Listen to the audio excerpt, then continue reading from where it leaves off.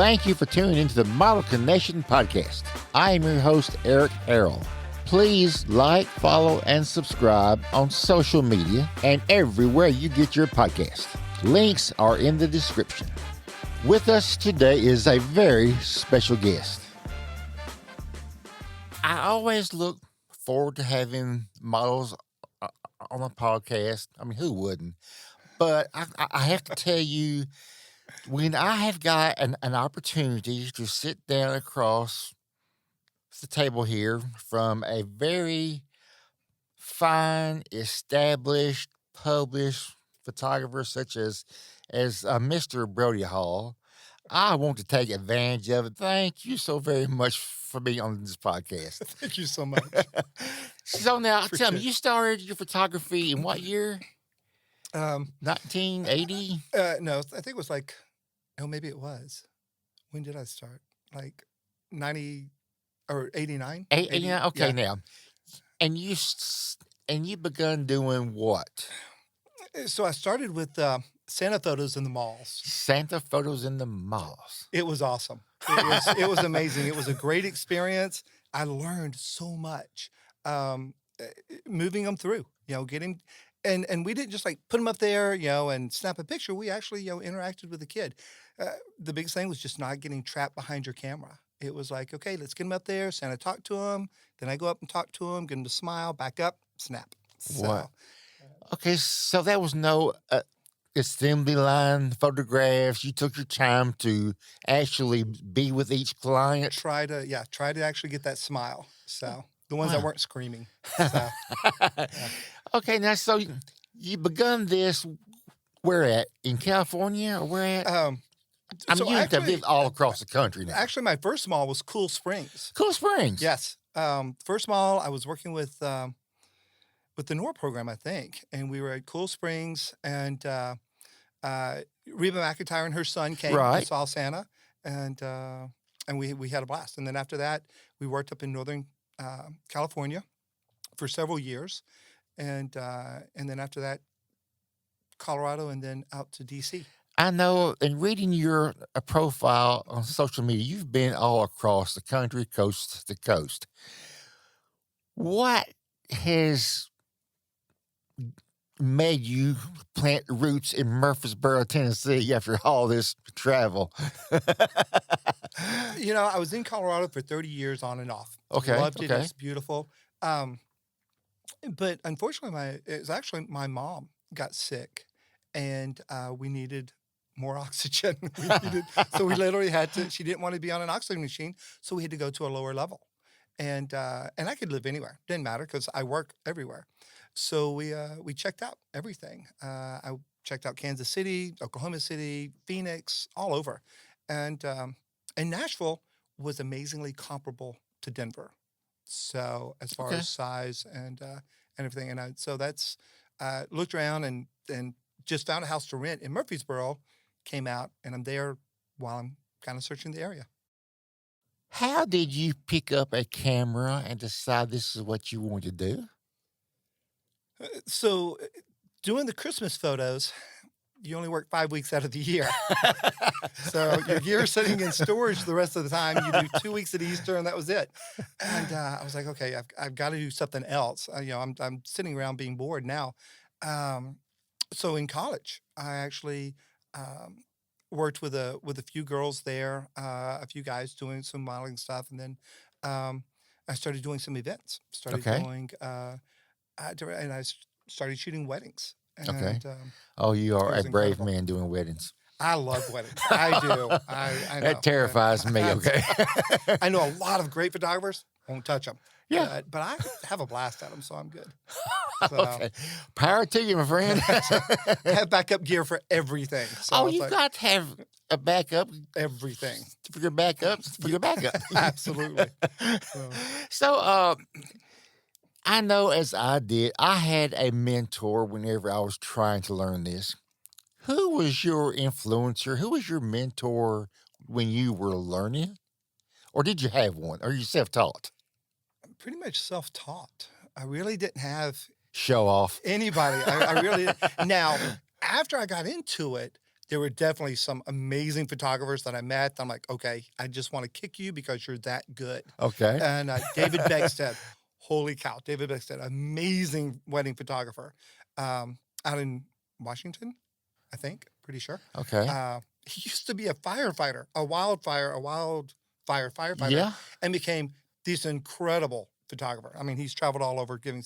His work is amazing. He actually photographed my wedding. So, oh, In wedding photography, it's got to be probably more of a creative eye in doing the weddings.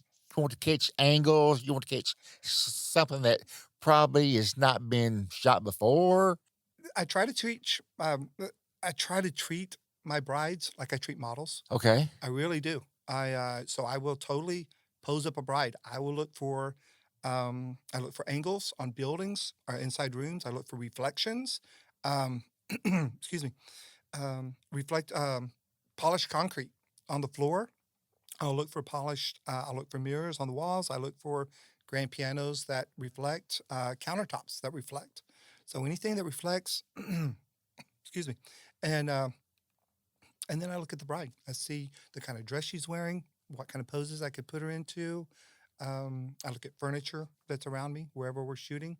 So It takes a creative eye to be the photographer for weddings, right? To it some takes a point. lot to it, but yeah, if you want to stand out, if you want to be a little bit different, then yeah, you're going to have to be creative with it because you have your shoot sheet, you know what you're going to shoot. Now you got to figure out Yeah. how to shoot it. And I want the rings, but do I want just the rings like sitting on the table? Do I want the rings in a leaf if my shoot's outside? Do Hmm. I want my rings hanging on a ribbon? Do I want my rings sitting in a rose? So yeah, same thing with everything. Yeah, whether it's the dress, the jewelry, the bride, the bridesmaids. Don't want to have them all jumping up on a bed. Do you know? Yeah. Yeah. So Okay, okay, you've shot everything from Olin Mills, you shot your Santa Claus photographs, yep. you've shot weddings, a portraiture. I would imagine you've got to incorporate a little bit of every genre into anything you shoot. Is that right? Pretty much, yeah. Absolutely. So, it doesn't matter what you're doing, you never wanna pigeonhole yourself anyway. You don't ever say, "Okay, well, I'm a photojournalist, and that's all I do." It's Okay. like, or, "I only pose you." And it's like, "No, you're gonna do it all." Whether excuse me, whether you're working with a bridal couple, a family, um, children, models, doesn't matter. If I get a great model and she knows what she's doing, I'm gonna let her run with it. Uh, but so I can just sit back, take pictures. But if I need to stop her, pose her up because I know what the angles I want, Hmm. then I'll stop her and pose her up. So I can sit there and just take pictures, or I can, you know, In doing weddings, I'm sure you have got, and I was this way whenever I did. I was basically a nervous wreck after I did one because I was worried. Okay, is everything right? Did I get everything? Check my stat sheet. Did I shoot everything? I've noticed that a lot of photographers carry now a second shooter along with them. Are you a guy go by yourself? You doing it all by yourself, or do you have someone that you have somehow taken under your wing as a mentor yourself and trying to show them the ropes? so now my personal opinion on that, Yes. second shooters are a fad. Okay. I really, because I always get brides. Oh, do you have a second shooter? I'm like, no. I absolutely have done interns. I've had several interns, and I've taken them to sporting events, NFL games, weddings, and I've had second shooters. Out of the 30 years of wedding photography, um, 3 times I can think of that I've needed a second shooter. Wow. So I was shooting on a yacht that was crammed full of people, and I couldn't move around. And I knew that was going to happen because they had told me the numbers. Yes. And I'm like, okay, so I brought in a second shooter to get another angle. Okay. I did a wedding at the National Cathedral, which is huge, and there was no way I was going to be able to get where upstairs shot or down, I had to have a second shooter just to cover the whole thing. It was massive, huge wedding. Um, and the third time was in a cave. I did a wedding in a cave, and again, same thing with the yacht.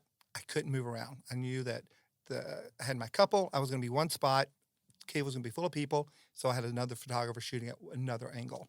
So we were getting, the face of the bride, face of the groom, but that did require Creativity in our minds plays a lot into what we want to produce as a final product. And not everybody has that creative mind. Me, okay. I think that is really because whenever I started my work, I was hired by the agency. He gave me, this is what I want. You shoot this, you shoot that. That's all I want. Okay. Okay. Well, simple. right. I did not have. I did not have to be creative. It was only until I started doing model comp cards back in the day that, okay, let me try this, let me try that. That brought out the creativity. I'm still not creative as some guys are. You yourself, I've seen where you have started recently doing some work with Blacklight. Yeah, for the Tell me first about time. that. So, another photographer that I really, really admire. Oh man, Brett Seeley. He's a fitness photographer out in Colorado. Guy is phenomenal, right? Incredible stuff. And I watched. He did a blacklight deal, and I'm like, okay, and it was a bunch of photographers got together and were painting each other. It was a mess. It was horrible, right? But it was really, I'm like, Playing wow, with paint. Okay. alcohol and a bunch of guys. Oh, that's a good mixture. Right it was, there. yeah. It's like not quite the creative part I wanted, but yeah. Uh, so they were having fun, but he did this little video clip of it, and he talked about the black lights he had, and they were phenomenal lights, and then I got some different ideas from watching them actually how they were brushing paint on Mhm. and all that stuff. I'm like, okay, I like that, so I wanted to try it. And other people had asked me, hey, do you do black light? No, I've never done it. I've never done it. And so I got online, I looked it up, and again, I saw a lot of stuff that I really liked, but I'm like, okay, I think I can do this. But I actually wanted to see the model.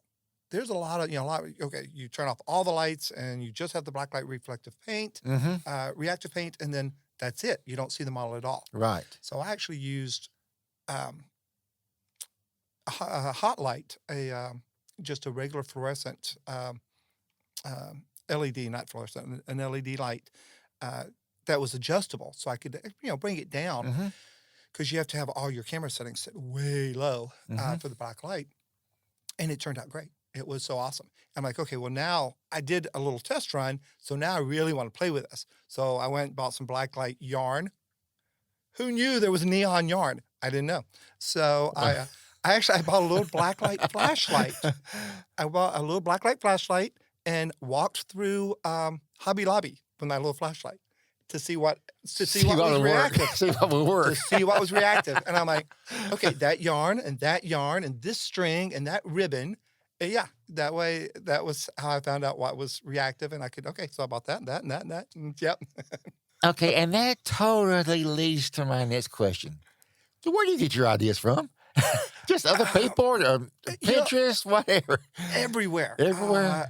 I tell you, a big one Yeah. is walking in the mall and the window dressings. Some of the window displays are absolutely incredible, especially in the holidays, like Christmas. I'm like, Yeah. I love that. I need to build that for my set. I love that. That is awesome. Um, so that's one of them. And then yeah, other photographers they'll see them like, okay, I like this, but this is how I would do it. And surfing the internet, Right. TV shows. Who Stars put out the series Spartacus. Mm-hmm. Some of the set designs on Spartacus were incredible. I'm like, all this flowing organza. I'm like, that is beautiful. I need that for a Mhm. set. And so yeah. So I was like, okay, get on Amazon and I need this organza and this color organza and this color organza. And I was like, oh yeah.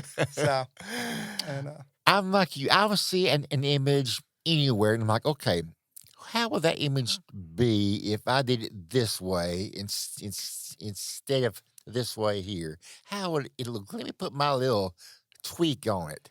Exactly, and translating it from video Right. to photos. Okay, what are gonna be the logistics involved in you got it. Yeah. So, Okay. Now this is going to be a very good topic of conversation, and I got blasted so many times.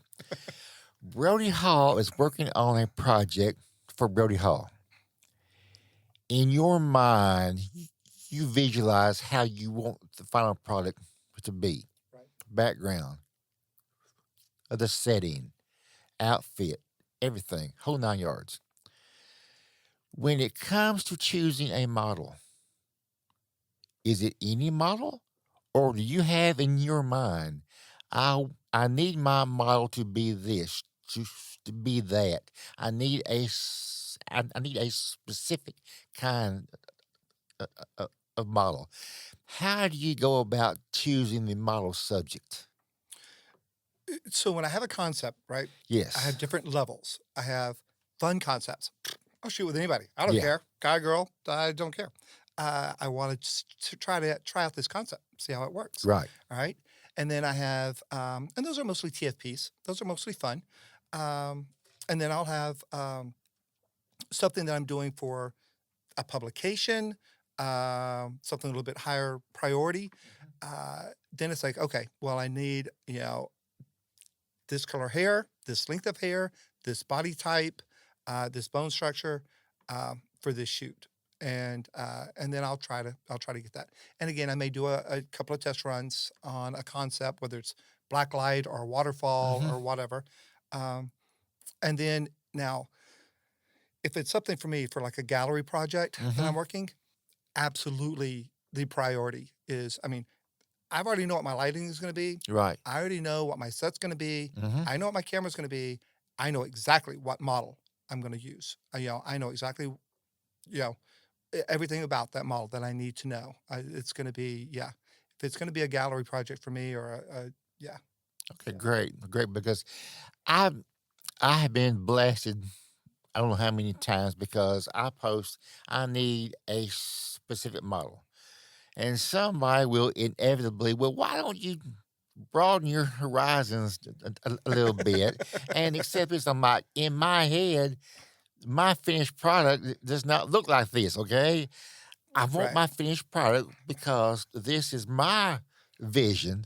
right, This is my project, and I want a certain look. Okay. Now, as you said, if you're shooting for a corporate, they pretty well furnish everything for you. right. All you are doing is basically there to do the camera work, the shutter, lighting. That's it. Most of the time. Sometimes they'll ask me because I have a pretty decent stable of models that I can refer to. Okay. And so, um, I did a, I did a shoot several years back for an online betting company, sports Okay. betting, right? Okay. So they wanted, um, female sports photos. Mm-hmm. So we knew exactly what, so I actually sent them, profiles of all these girls that I knew that I thought would be, sufficient, that I thought would be actually perfect for that. Mm-hmm. And, they picked out the ones they wanted, and that's who we used. That's who they bought. This podcast is produced by To the Moon Creative, located in Murfreesboro, Tennessee. Whether you're an established or a new podcaster, To the Moon Creative offers the highest quality audio and HD multi-camera video podcasts. And if you already record your own podcasts, To the Moon Creative also offers affordable audio and video editing services with guaranteed fast turnaround time. For more information, find us online at www.ttmcreative.com. At To the Moon Creative, we do more than just get your podcast off the ground. We help you take it to the moon. You and I begun back in the film days, and we have evolved into the digital age. I'm going to touch on that a little bit later, but with all this involved, in your mind, Brody, what is the hardest part about what we do? That's a tough one. when I moved to Tennessee, I had to restart my business, Okay. and that was horrible because it was, of course, right before COVID hit, and but I hired an SEO guy. So I'd already had a guy build my website. Phenomenal guy in Arizona, do my website, and but then I moved, so we had to kind of redirect everything. So I hired an SEO guy, and he did an amazing job. So I started getting all this traffic from my website. I'm like, well, this is awesome, right? Well, so I was getting that traffic. Well, already prior to that, I was already using Thumbtack for some corporate events Right. and weddings and stuff before Thumbtack got outrageously expensive. Um, so it's all and it's going to come down to the person. It is, because as a photographer, the photography part of me, that part's easy. I've been doing that for 30 years, but trying to figure out, Google's algorithms for my website, yeah, not so easy. That's ridiculous. Um, it's at finding models, that's a gimme. I can do that with no problem. Coming up with concepts, that's easy. I think it's more the online or the technology that's really probably the toughest part now. You can't even advertising is so totally different now. Again, we started back in the film days, right? Mhm. So you advertised in a bridal magazine or you advertised in newspapers, right? Right. Nobody reads newspapers anymore. So you have to figure out, okay, well, what websites do I want to advertise on? Where do I want my advertising budget to go? Do I keep spending it on Thumbtack? Do I go do a wedding show? Do I, that's uh, Where do you put your budgeting advertising dollars at that you feel will give you the most bang for your buck? And yeah, it could be, as you just mentioned. Okay, you've there's got to figure out what will give you the most bang for the buck. exactly. Where am I getting the most exposure to the clientele that I want? Now let's go back to the film transitioning to digital days. I think I was one of the very last ones locally that finally bit the bullet and went to digital. Uh, I th- I don't know whether I was afraid of change or I don't know why, but I had a hard time changing over to film from film to digital. Uh, Brody, give me your opinion on the whole process. Well, my changeover was actually really smooth Lucky because, duck you. right, I worked at a Ritz camera. Okay. So we processed film, right? Well, then we got in the Fuji Aladdin, right? The Fuji Aladdin was and to my knowledge, it still is. That's the machine that everybody uses to process. Right. So it processed all the negatives. Well, then it processed all the digitals. It was the same machine. I'm like, okay, because I was the same way. I'm like, do I want to give up my negatives? I mean, I can enlarge off this. These are great, wonderful, but do I want to? But then I thought, well, it's the same machine. You're getting everything off the same, so it didn't matter. Now, digital cameras weren't quite up to par where I want them to be. Um, I started with a Fuji S1 doing Santa photos, Okay. and way back when, and then got the S2 and then got the S3, which was great because I was already using Nikon, right? Okay. I had Nikon F100. Love that camera.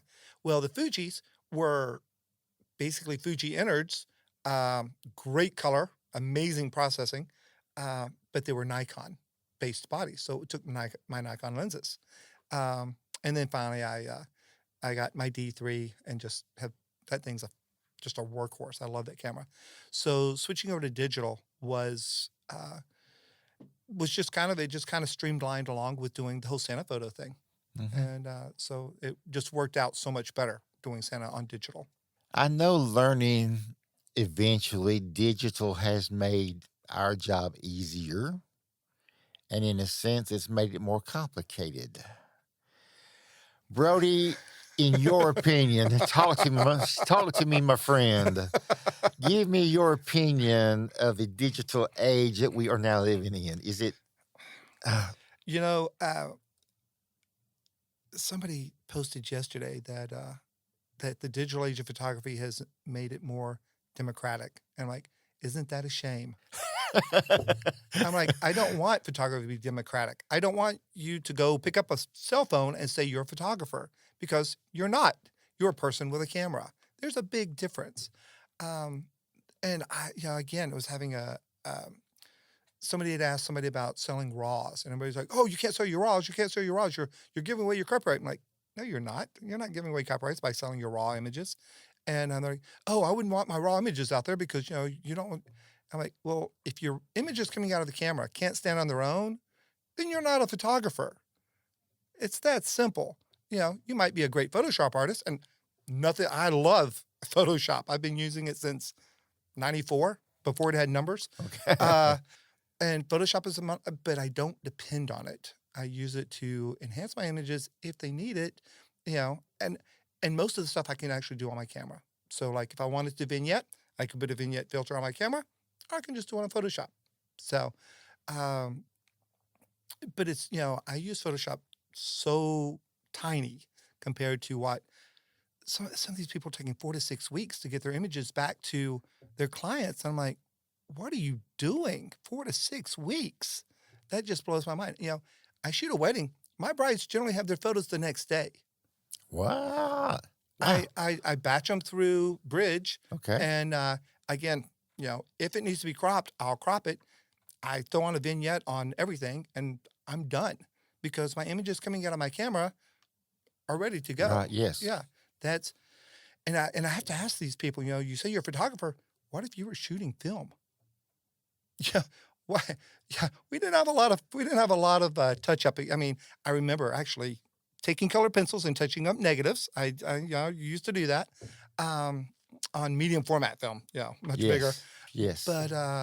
But yeah, we didn't have photo, and so digital has made life great in some ways. I don't have to go buy film and take it through the Yes. the Fuji detective machine again. well, that or the airport. Oh man, going through the airport and having to open up every canister for them to. Yes. Yeah, so that's great. But on the downside, everybody's a photographer, and it's like, yeah, no, you're not. So, You and I are, I'll say, we are from the same generation. Okay. okay, We can kind of use the term "we are photographers."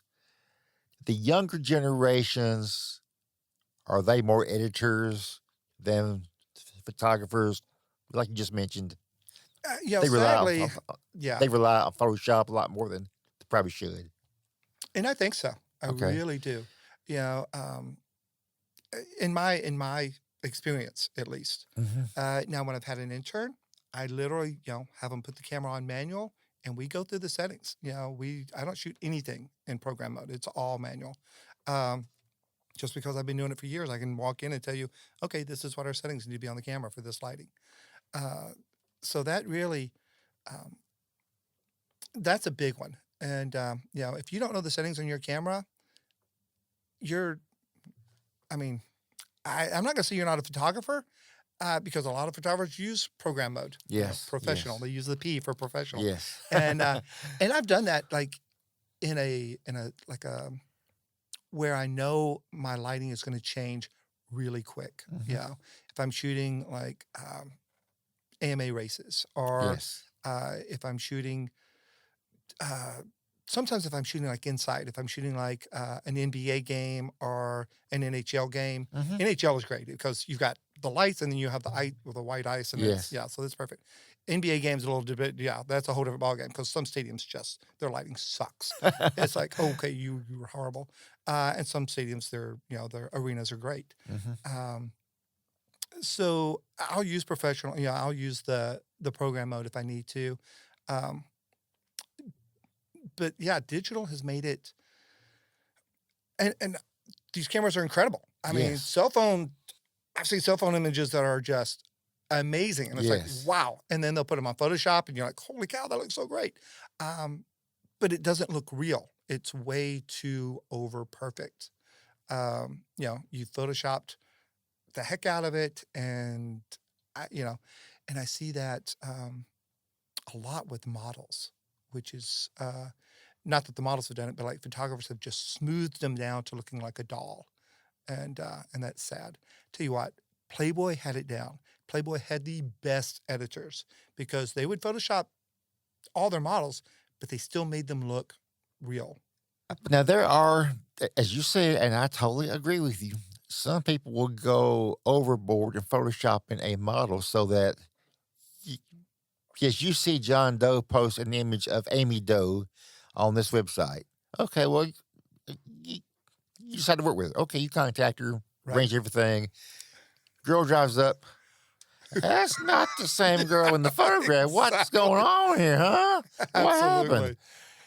And I'm someone that if I see you this way in a magazine or I see you this way in John Doe's images, I want you to drive up looking the same way. Maybe not the same hair and makeup, but I want you to be recognizable, okay? Exactly. You got it. Yeah. And like you said, our cell phones, I admit it, my first camera, you cannot even compare to today's cell phones, okay? Right. That's incredible. And there is even software you can download on your cell phone that is a mini version of Photoshop. Yeah, absolutely. Absolutely. So what are we doing? Right, Are exactly. they putting us out of business? No, because they still don't know how to pose somebody. They still don't know how to light somebody. Again, they can Photoshop them, but and no. I think photographers will be around, but it's going to be people that are willing to put some time into it. People that are not scared of what comes out of their camera. People that can shoot without Photoshop. And then now that's kind of like the last thing I ask people. It's like, well, what if you were shooting on film? Can you do that on film? And that's which is sad, but that's what it comes down to. So Yes, it is. I know in talking with young ladies on here, everyone has pretty much taken different avenues to get where they are. right. As a photographer, do you like having a model with a specific background? So it comes down to the concept. Whatever if I want to shoot, a very classic, beautiful, like a 1940s look, right? I'll get an older model, put her in a beautiful ivory robe, that's if I'm shooting a neon black light, then I'll probably get a more pale model, somebody that's going to really pop the light off. I don't really care what their background is. I've worked with everybody. So I've worked with, when I lived in LA, I worked with plenty of pro models and great, amazing models. When I lived in Colorado, worked with a bunch of incredible fitness models. Out here, I've worked with just a bunch of country models, right? I was just talking to somebody today. I want to do a country shoot. I'm like, yeah, who doesn't? So, and that's, but yeah. So I don't really, their background doesn't, if they know what they're doing, great. If they don't, I do. Okay. So, Olin Mills was phenomenal on teaching posing. So Olin Mills, and I worked for Picture People, and I learned how to pose people and pose groups. So You are a fantastic photographer. I mean, I've seen images that you have posted online, and many of them are just plain old-fashioned jaw droppers. Okay, I'm like, huh? What? You have been gracious enough to bring a few photos with you. So if you can, Brody, for the viewers that are watching on YouTube and those that are listening wherever they get their podcasts, would you be so gracious as to tell us and describe the images as they pop up on the monitor? Thank you for tuning in to the Model Connection podcast. Please like, follow, and subscribe on social media.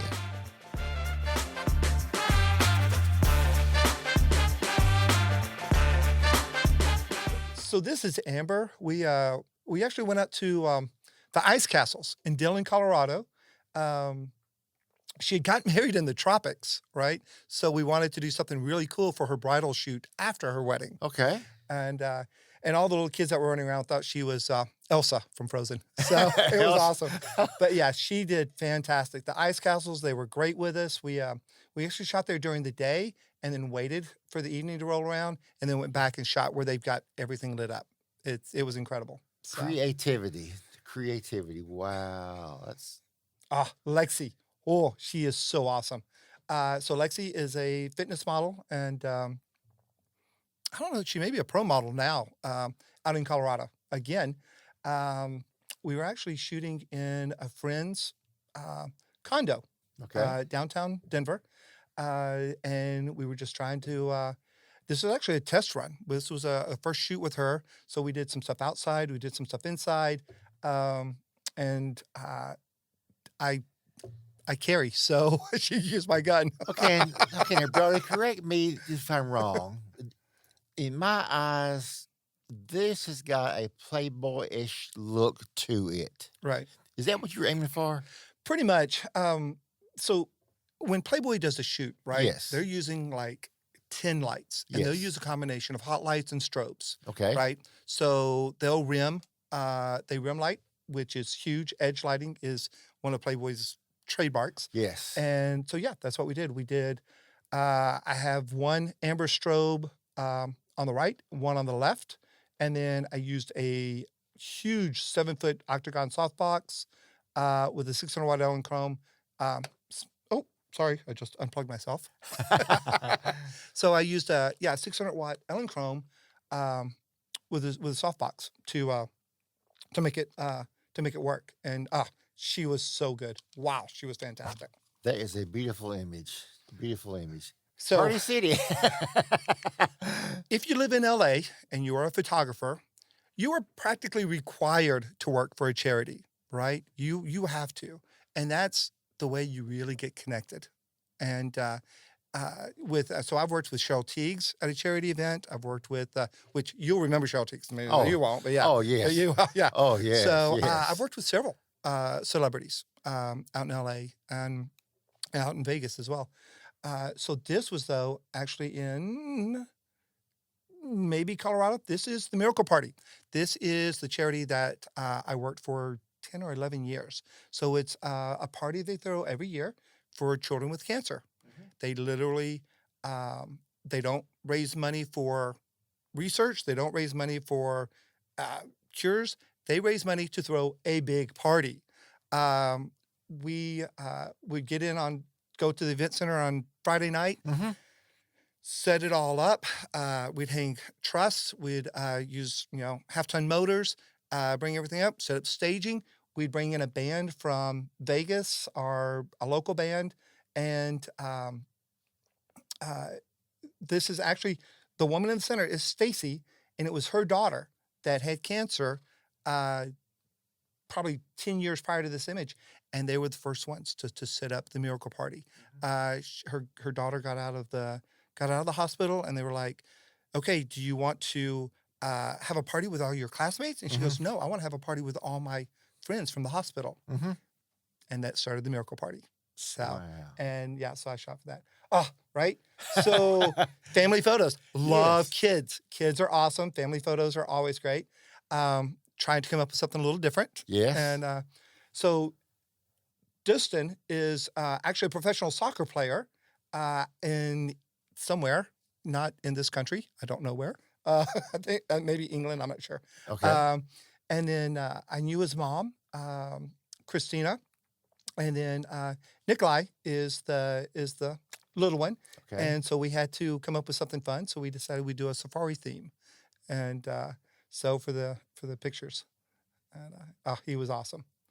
And Renee. Oh, yes. So- Renee Stevens. Yep. And so she was, she came up, and actually, I think we did.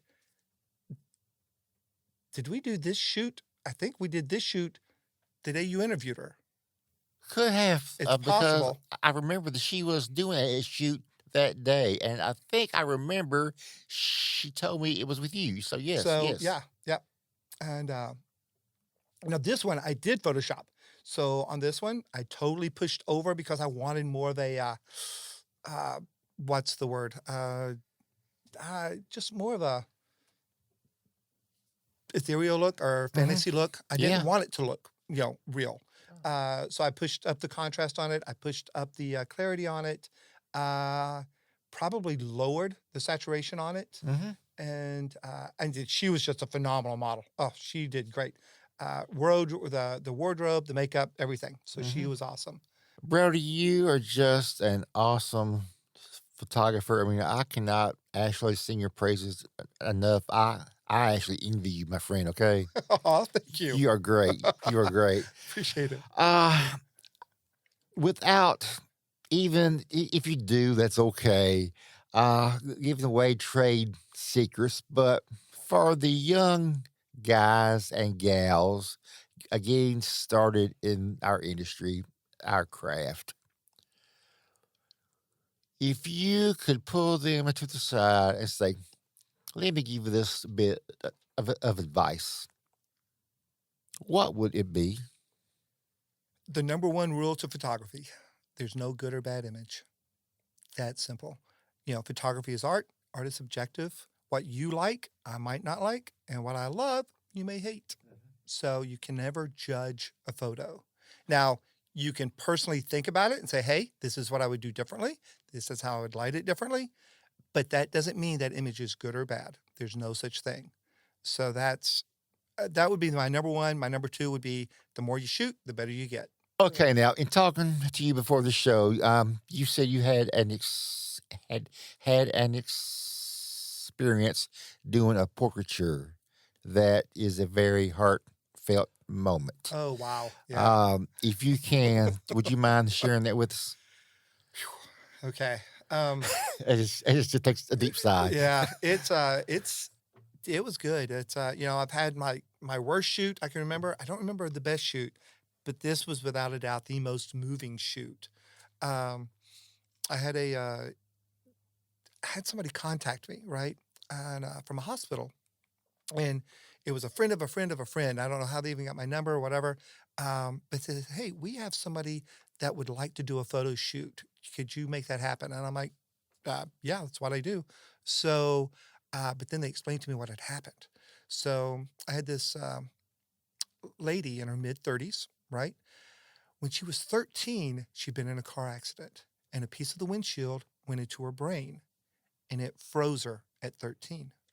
So mentally, she never aged beyond 13. Wow. So even though she was, in her mid 30s at this point, and at 13, she wanted to be a model.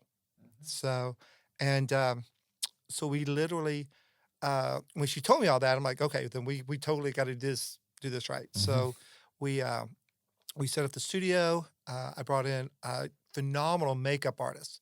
Oh man. Bare Knuckle Barbie is the name she goes by. It's funny. But phenomenal makeup artist. We brought in a hairstylist. We brought in a wardrobe artist. So we brought in everybody. And we told everybody, what was going on. We brought her in and they went to town on her. They just, they did her up right. Hair, makeup, wardrobe. We put her into, several different outfits and we decided, okay, this looks good, this doesn't look good, and then we got her on set and posed her up, and the images turned out great. The images were awesome, and the next day I sent the images over and talked to the nurse that had brought her to the house, and I brought her to the studio, and she goes, yeah. As soon as we left, we went to go get dinner, and she just cried and cried and cried. She was so happy, and I was Awesome. like, oh man, that just Awesome. yeah, that one floored me. So I was like, so yeah, that's without a doubt, and that's if I can do that to anybody, then man, my life is complete. Amen. You were Santa Claus to her that day, weren't you? Exactly, and I loved it. It was awesome. So I love getting kids to smile. I love making people happy. And that's what I try to do. Awesome. Brody, thank you So- very much for sharing that. For the people that are listening and watching, how may they contact you? So my website, simple enough, brodyhall.com. And all my contact info is on there. My email is brodyhall@email.com. And at email, not Gmail. Email, not Right, Gmail. exactly. It's brodyhall@email.com. And then I have a Facebook page and then a couple of Instagram pages. So Brody Hall Photography. So we're Brody Hall.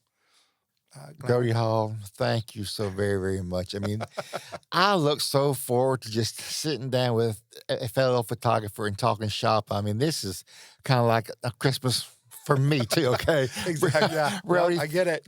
Brody, thank you so very much, Oh, okay? thank you. It was awesome. It was great, so man. much It was fun. great. Thank you you. were great. Thank All you. right. Thank you for tuning into the Model Connection podcast. Please like, follow, and subscribe on social media and everywhere you get your podcast. Links are in the description. Thank you and bye-bye.